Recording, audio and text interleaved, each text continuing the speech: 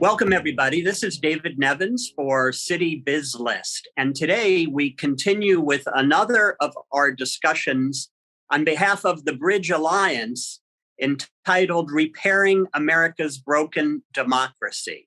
So we interview a number of leading organizations, and they're all trying to fix and repair America's broken democracy. They have their work cut out for them indeed, I would say. And today's guest is MaryLees Smith, and she is the Executive Director of Renew America Together. Welcome, MaryLees. Thank you for having us, David. We're excited to join you. Well, no, it's our pleasure indeed. So, MaryLees, it was just, I believe, a couple of years ago that you founded Renew America Together. So this is kind of a softball question. Tell us what Renew America Together is, what you do, and what you hope to accomplish. Right. Well, so Renew America Together was actually founded by General Wesley Clark. And General Clark is a businessman. He obviously has been involved in politics during his career and has traveled all around the world. And so he has a really good perspective for what's going on in the country and how the country is seen abroad. So as he was visiting with all of his friends and colleagues over the past few years, and we were continuing to operate in such a polarized society, he really came to the conclusion that most Americans agree on many things. It's just certain issues that are causing our country to become more and more polarized. And so he decided to create an organization that's going to get people together from different sides of the aisles, from different perspectives on different topics, and just really get people to talk about what we can find common ground on. And it's been really successful, and we're excited to see where the organization continues to go from here. That sounds great. Give us maybe a little bit more specificity and, what do you do and what's your role and what's the general's involvement and how do you accomplish your objectives? So we originally started out in a world that was pre-COVID, and we convened town hall meetings around the country where we would bring together former Democrats and former Republicans for town hall style meetings where former politicians would talk about the way things used to be, the times when the country did not have as much disagreement.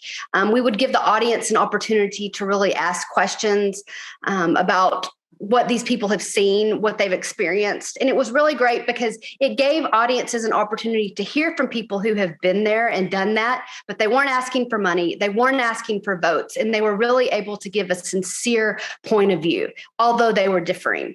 And so I think that, it was an exciting time. We had over a dozen events at different colleges and university and world affairs councils around the country. And then unfortunately, as we all know, the world went virtual. And so it was during that time that we really took a look at what our organization was doing. And we decided that we needed to come up with another program where we could really have a measurable impact on society and on the country. And so we created a new program during COVID while we were virtual called the Civility Leadership Institute. And I think that you and I are going to visit about that a little bit more, but that's really been our focus over the past year is creating this organization, our leadership program. And so General Clark has, been involved in every aspect of this. He was one of the featured speakers when we were doing town hall meetings. And while we have shifted to the Civility Leadership Institute as being our main program right now, he has really played a significant role in the creation of the program. He's involved with our participants. He meets with them on a monthly basis. And so he really has been able to play a significant role over the past year. So I was just going to ask you, MaryLees, about the Civility Leadership Institute.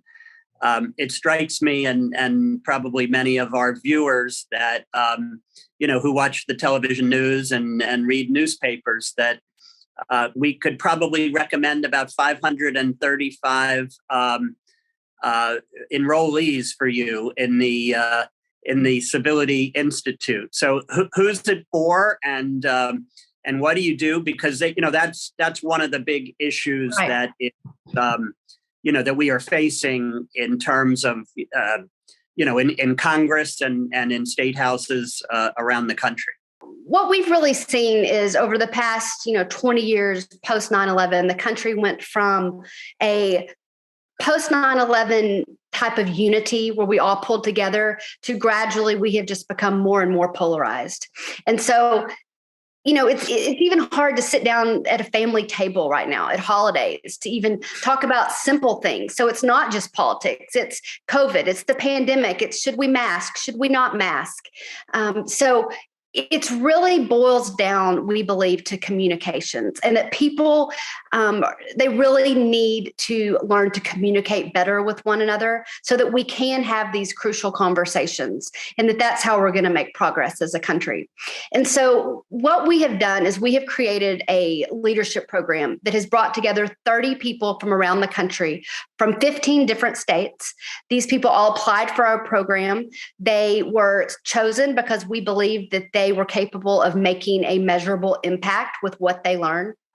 And what we have done is we have brought them together. They're diverse in age, backgrounds, religious beliefs. And we have spent 6 months with them. We've met once a month virtually and have armed them with different tools to help them better communicate with people that they may not traditionally see eye to eye with. So we just wrapped up our 6th session in December, and we're already starting to see great impact, potential impact from this course. And we're going to spend the next 6 months following these people to see what impact they are making in society based on what they have learned. Who is the Civility Leadership Institute generally for? I know you just mentioned that you're recruiting your next class. So, what kind of backgrounds for our viewers are you seeking? So this original class, we have a wide variety of individuals. What we are looking for is people who think that they can make a difference and a measurable impact with the skills that they will use.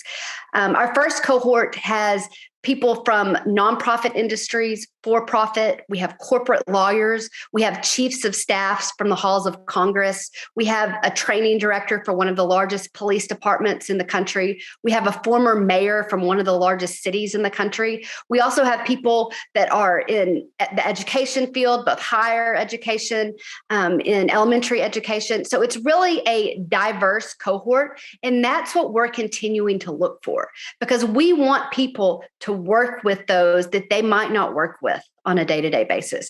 And we feel like that is going to give them the richest experience from this program. Well, it sounds like you're off to a great start. 30 is a good beginning, and I hope you grow your attendees, as soon as possible.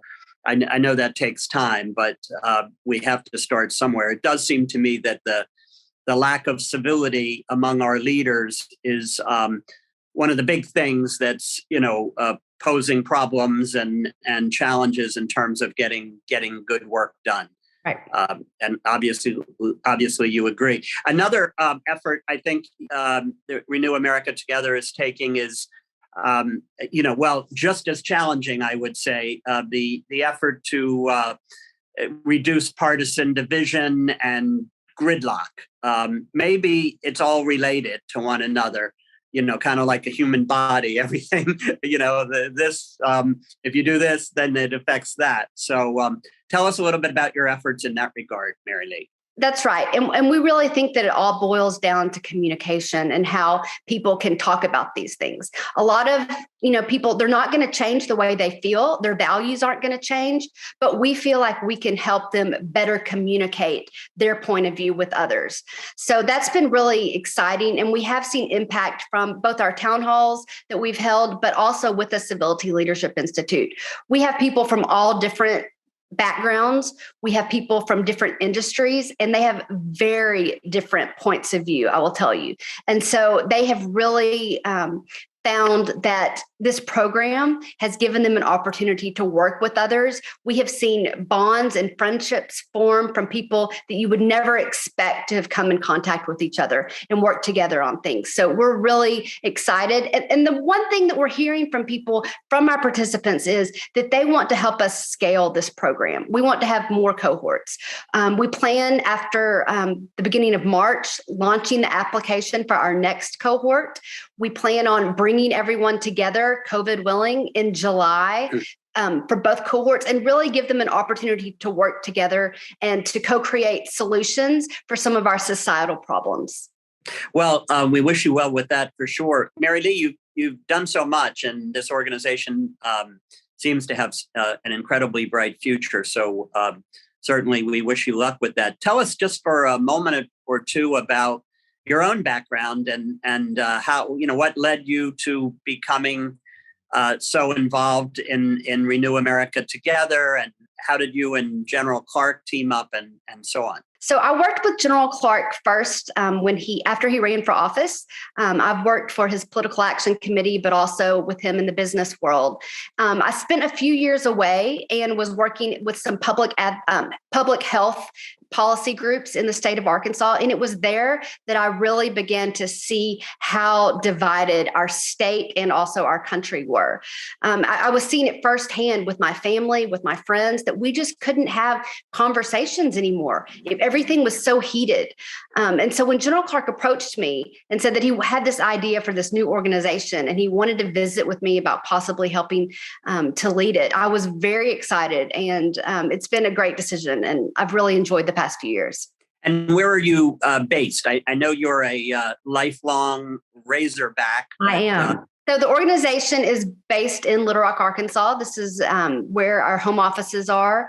And we do have consultants and coworkers and people that work with us across the country, but our headquarters are here in Arkansas. And so lastly, MaryLees, you guys are doing so much.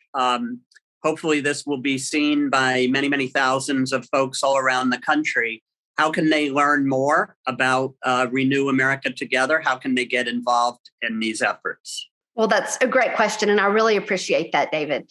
So people can visit our website, renewamericatogether.org, and sign up for our email list. And we will be sending out announcements in the next couple of months about how they can apply for the second cohort of the Civility Leadership Institute.